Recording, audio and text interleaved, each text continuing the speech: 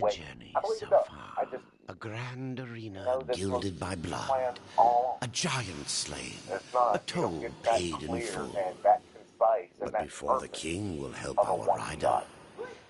he must have his dead corpse. There are guys from my generation, and there are guys that got mad at me for disrespecting, not handling the hardcore title. I remember saying I didn't want to wear it around my waist. I wanted to hold it. And I had guys that would tell me, you're disrespecting a belt. That I just went punk through the title in the ring. I mean, if there's anybody that earns the right to do that, it's him. So, they know what they're going for with this.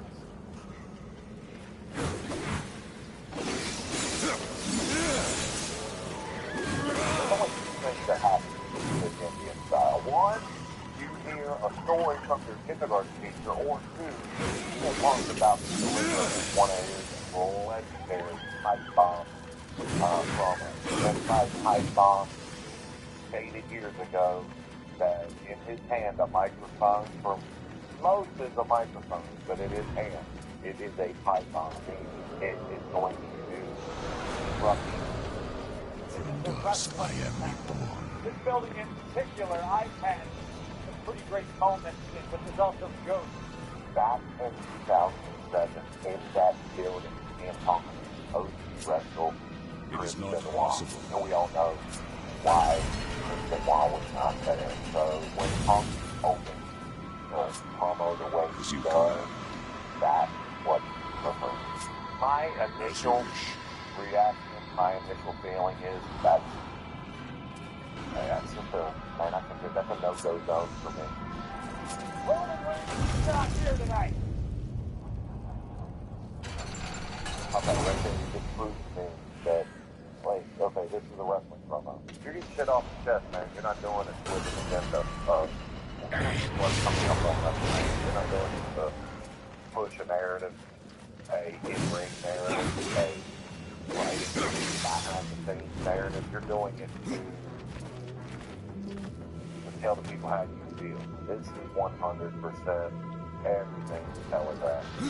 They just found the right vessel to deliver the information. I showed up, and I'm an old man. He is selling WrestleMania. That's what he's doing. I saw my feet blow up with pipe bomb this, punk delivery. No, he's selling papers.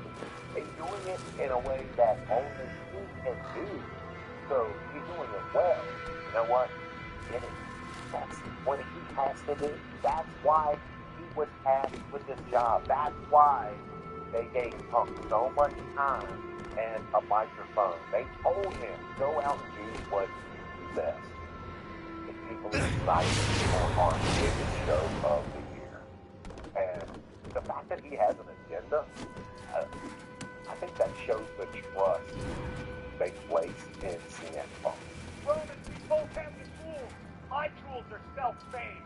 Through years of self-belief and hard work and sometimes spite. Here's the first spot where I think Punk might have been giving a little bit of his true beliefs. In there, you notice through one word in there, like, Punk knows has gotten to the level he has gotten in the wrestling business because he hasn't been the one to walk that perfect path. He hasn't been the one to, yes sir, yeah, okay, I'll do it. Him stating that, yeah, I've gotten here for years and my tools have been sharpened, then spite has helped. He's not wrong. Whether you like or dislike CM Punk, doesn't matter. And that's the nature of professional wrestling. It's because you're safe. And me, I'm dangerous. And you never know what I'm going to do or what I'm going to say. So I understand what Punk is doing. Punk was more of the, I do things my way. I'm not going to look like he got stuff going up. Just As you command. what we're produced in a factory. Right. There's no part promo was not okay backstage by the top brass. But that doesn't mean Punk still can't be going As you out wish. and getting shit off his chest at the same time. I think two things are true at the same time about a situation. And in this case, I think two things are the people who are in power, they do that. There's a choice without knowing somehow. People are gonna prove me when I give them the you're not here. There is a segment of the wrestling locker room that would be angry, considered, and a big thing. Not a big thing. Only tell us like for the guys that would show up on Monday Night Raw, on television, that would put in the legwork on house shows and live events that would show up to the live, make more money than all of them. But there was also the rest of us that hey, it might piss us off, but that's what the way it was. And didn't like it that way. Become one of those top guys. No way. Pumping chest around the back like you're a rock. I'm not backstage. I don't have the luxury of knowing what to say about Roman. In my opinion, and again, this is just my opinion, Roman was okay with Chael Sonnen here to help push this match. If Roman didn't know within the wrestling community and almost is the guy that's bigger than the sport and more sought after than anybody, how does that hurt him? It doesn't. Like you control some of the people. Like you control your cousins and your family. Hey, and Dust. control me. What do you see? There's nothing on the saying that I think is more. Punk he still has a chip on his shoulder from the way he's back today. And I'm not saying he should. Hell, he should. That said, there's still an agenda behind it. Remember, in professional wrestling, personal is draw money. If you can tap into something that you truly feel, a play that you felt back in the day, if there's some place, some huge place you can go to where your words will not only sound real, but authentic. Man, there's not a wrestling booker on earth that won't want that. So we haven't tried that? Most of them are told or if he doesn't get a reaction there, he knows he's probably getting close to time to wrap this thing up. But he got the reaction for all we have to find out and then wait.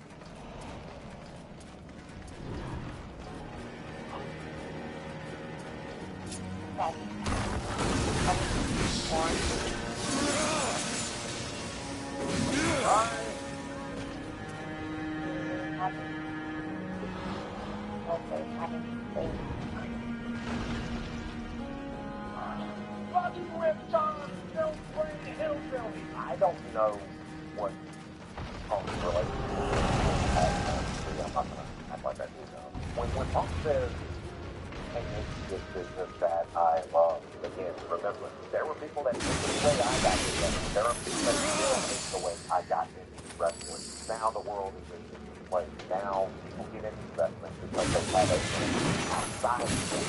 I don't think Punk cares how many friends at this point he's making. But I also stand to believe that I can probably go shit what Punk is. They got some like other people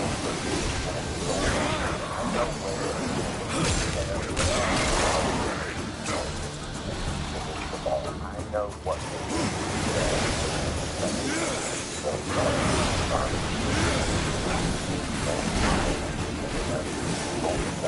do.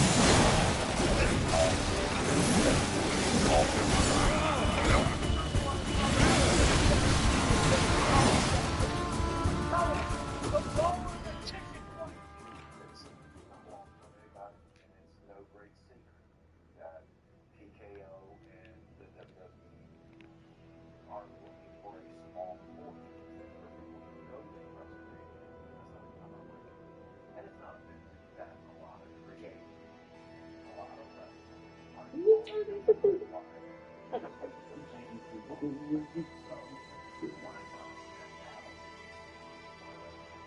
Like cookies and fruit. Like cookies and fruit. Every day but soggy.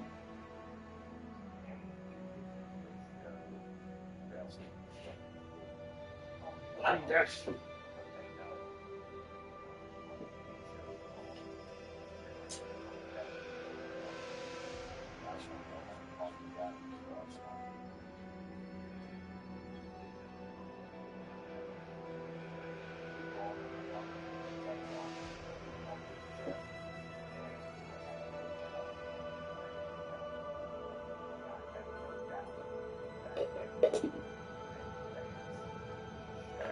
Shades.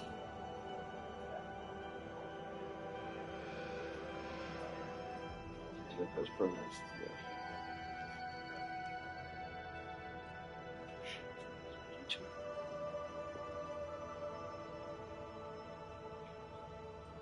Window shade.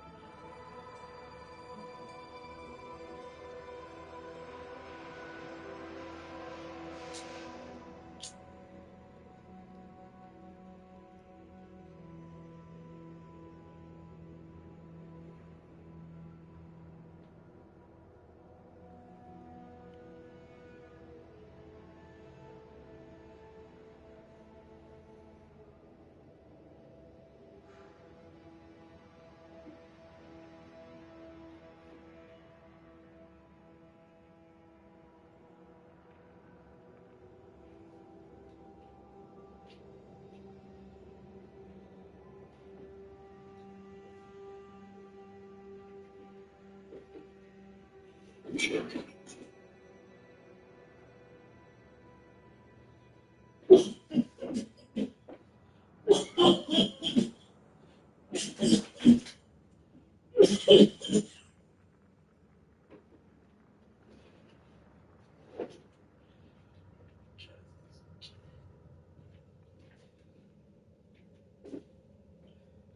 You're my papa. You're my papa.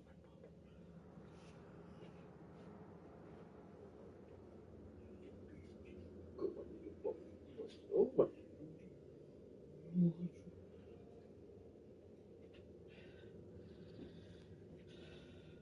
Oh. Oh.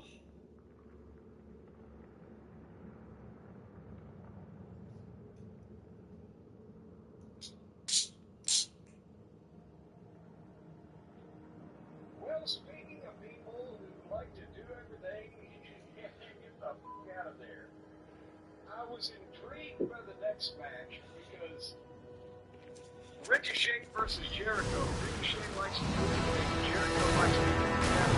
This was a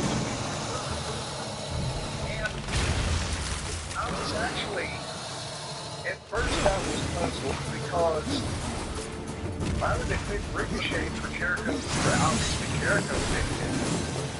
But then I now realized not only is Ricochet cool and motivated to bump the fuck out all over the place where he can or not all over the place, but with Jericho wanting to be a full-fledged babyface, even as those people, this crowd, they like Jericho or not, will still like what they're doing. It wasn't bad. This is one of the Jericho came out, they liked the song, but they cheered. It wasn't like they had like a punk return to Chicago or a big until he asked for it, they don't really go all out. And they kind of feel bad. Oh, never let it go.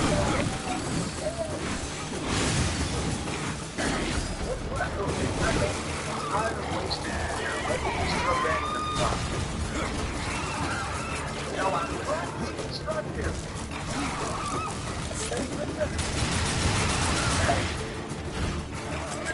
Almost 60 years and one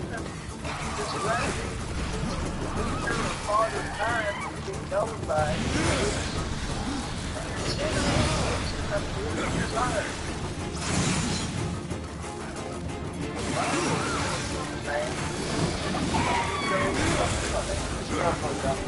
that's it.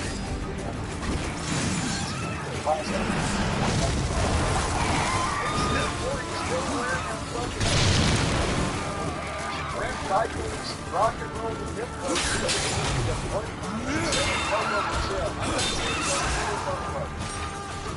I'm just saying it's the normal fucking way to represent what's going to halfway up under moving shoes and what he's doing now, which looks like it's a different thing.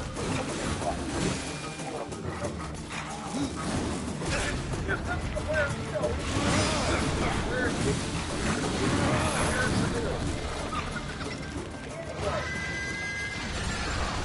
Jericho is smart at getting the most with the least, and he kept people. He stalled. He took the handheld camera, but didn't do anything. Didn't work anything out. He was just trying to get people up and be, you know, roughhouse Fargo. And Ricochet flipped off of it around him.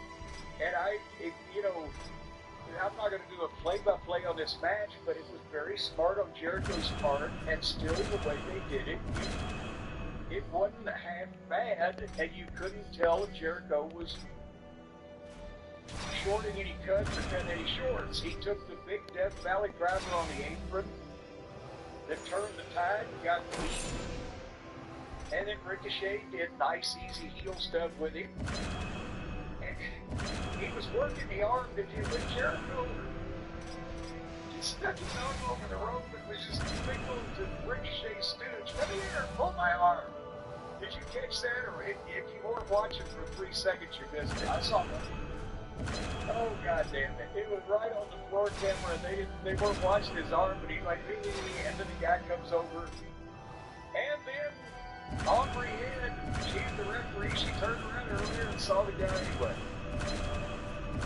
Oh, Jesus. You know what? It's getting derby time. I mean, had she entered the stakes races yet or anything? I had her winning by a nose last year. And so Ricochet tried to work the arm, but I realized as he was trying to work the arm, he doesn't know that hold. Did you see that? He didn't know exactly what to grab, but he was also in the middle of the moment. In the middle of the moment for about 30 seconds, he had no fucking hold. He has his hands on the arm, but he has no knowledge of how to put a hold on it. He hasn't done much of that. And that's what I just realized. And I'm like, oh my God, he's throwing up the fucking arm on. And so anyway, and then Jericho, they come back, got the Lion Salt and played on for it. And then they do the back and forth, and then they started getting a little busy. At one point, he gets the lion taper, and then Stooge number 1 moved all the way in, and Stooge number 2 came in the ring and ran Jericho. Posted him, or like he ran him into the just kind of ran his head in the turnbuckle. It's not possible. And then Ricochet got out the other side. Ricochet schoolboyed him 2 count, 4 2 counts. The fans started getting tired. And then, again, Jericho busted out the Hurricane Rod off the top rope. Played with the young kids, got a pop. But Ricochet just popped up from that and did a Pele kick that missed him. And in a super kick, suplex is another finish. You got a 2 count. And then they did nothing for a while. And then Ricochet backflipped off the top rope into a code breaker, which is nice. 2 count, that did nothing for a while. And then Jericho got grabbed, and they did the same thing. One student pulled the referee, and the second student pulled Ricochet to the floor. So they were all 3 of them on the floor where Jericho could dive over the top and they could catch him. But then they stopped him, and Ricochet came off the top rope, the shooting star press. And just bam! 2 count. Oh, God damn it! And then Ricochet hits Jericho with an elbow, and then the lion salt. 1, 2, 3. They just... The heel stooge had just interfered with the babyface. As it looked like the babyface maybe dropped the open person. And it comes off the top rope and he's got the incredible shooting star of the press. And gets his 2 count. So then he hits him with an elbow. And then the lion salt. 1, 2, 3. With the lion salt, then he's an idiot for doing the shooting star press. The fucking stooge can stop him and he can hit his lion salt. 1, 2, 3. But because all dipshit had to get his backflip off the top rope in, then he lost his fucking moment. It was anticlimactic, and if Jericho agreed to it, he just got beat flat. Instead of by nefarious means in the momentum change. Otherwise, that is just great. Would arise who could face the corruption. Surprising finish. I thought Jericho looked just fine in there. A pity. Ricochet did what he had to do, obviously. Interference wasn't for me. Jericho loses, and he gets to make that part of his story. He's a baby face. Like you said earlier, you don't have to do much to get cheered against Ricochet. The AEW fans know he's a douchebag. And Jericho, you know, the smartest thing has just been the scheduling of his return. The first night in his hometown, didn't get as big a reaction as they had hoped, but still got a good reaction. Got a great reaction last week on Dynamite, wherever they were in Canada. And then here. You know, he said he did everything he could to get them behind him. Blessed be the fruit. Choose the new Colgate Sensitive Repair and Prevent to prevent sensitivity from coming back. Shades. Well, why sunglasses? Is it too bright down here for you? Hey guys, welcome back to the show. And on this episode, I'm going to be talking about a movie that shows us all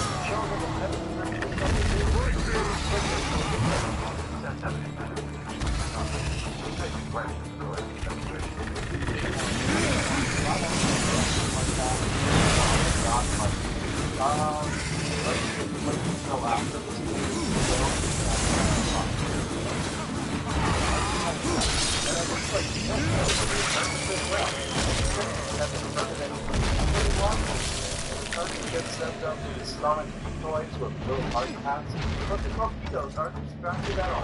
They fly right past the ship and then suddenly turn around.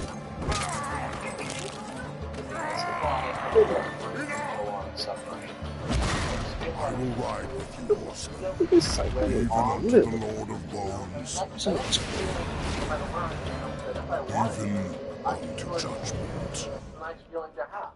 And if I'm on a submarine and I get bored, all the excuses that I would normally do wouldn't work at all. I can't just be like, oh, yeah, good, had a great time, but gonna head out. Yeah, I gotta get up early tomorrow, so gonna hit the dusty trail.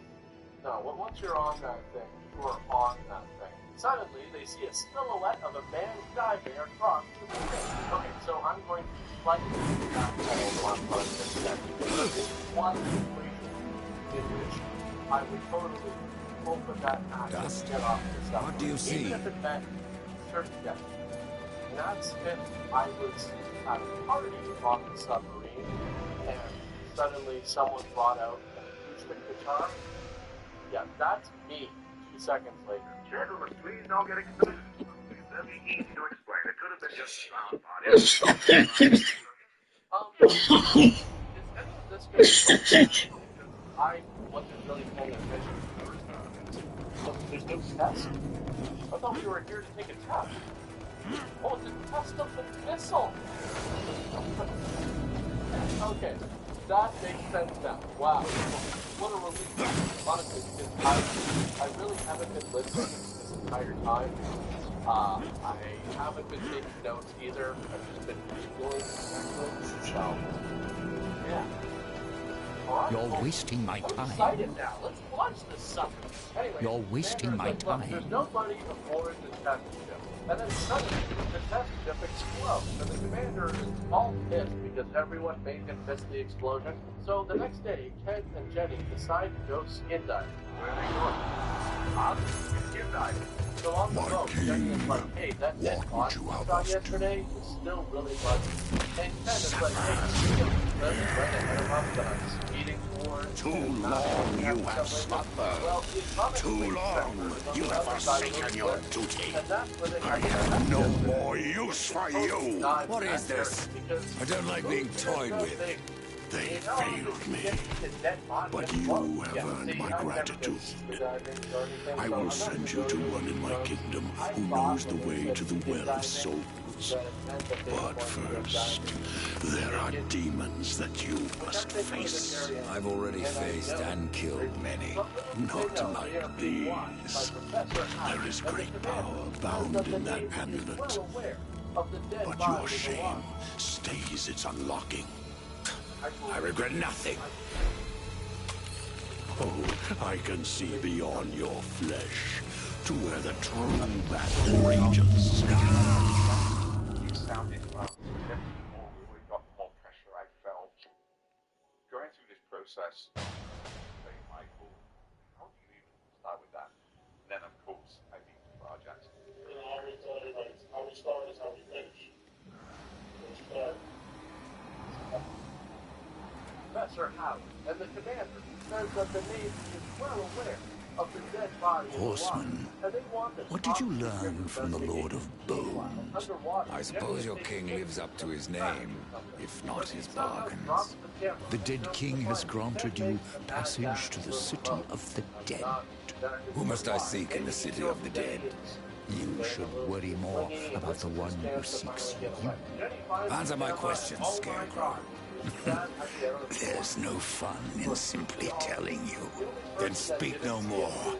I'd keep watch on my own neck if I were you. What will I find in the city of the dead? Besides more corpses. Something far more precious than sinew and bone.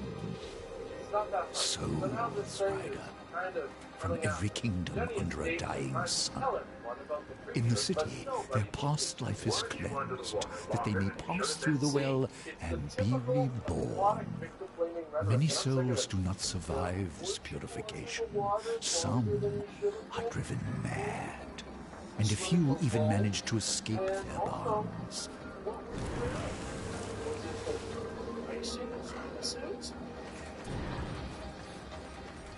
silent. She does look pretty good. Like she wears it well. So Ken and Jenny decide to dive back in and find Ken with a picture on it of the monster that will prove that it's real. And also, let's be honest, I don't know if their relationship is, but Look at that foof. also vacation, spending a lot of time together, probably, you know, some drinks, fun. Maybe there's some pictures on there that they don't want other people to find. I don't know. Maybe they're into that. Anyways, during the dive, they find a cave that looks man-made, very suspicious.